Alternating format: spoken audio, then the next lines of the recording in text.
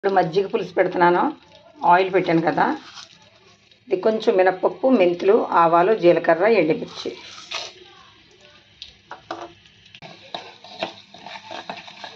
వేగుతున్నాయి.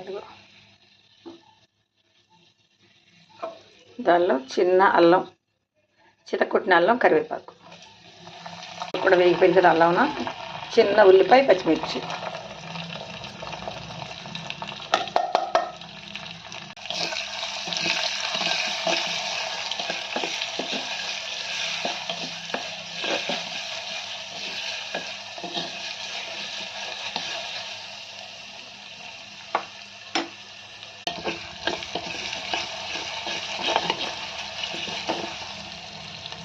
ఉల్లిపాయ వేగిపోయింది కదా. ఇప్పుడు టమాటా ముక్కలు చాలా చిన్నగా తరుక్కోవాలి. టమాటా ముక్కలు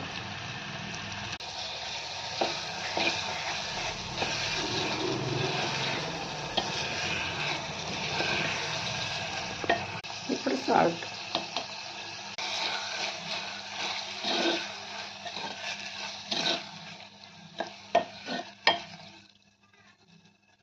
కొంచెం పసుపు వేసుకున్నాక బాగా కలిపేసుకొని ఒక్కసారి మూత పెడితే బాగా మగ్గుద్ది.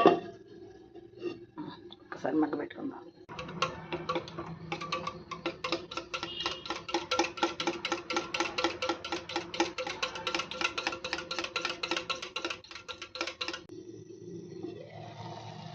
అదిగో మగ్గిపోయింది కదా. ఇప్పుడు స్టవ్ ఆఫ్ చేస్తాను.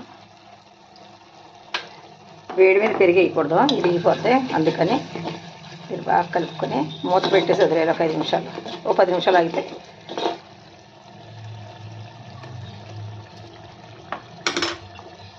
మూత పెట్టేద్దాం. 10 నిమిషాలు వదిలేద్దాం. అదిగో ఇప్పుడు సద్దు మణిగింది అనమాట ఇది. అదిగో ఇలా చల్లారింది కదా. ఇప్పుడు దీంట్లో పెరుగు,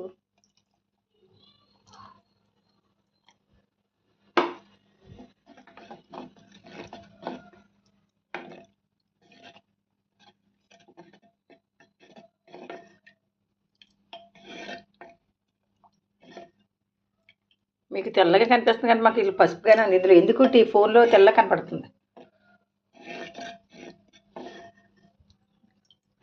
మజ్జిగ పులుసు రెడీ. Like, share, subscribe. నమస్తే.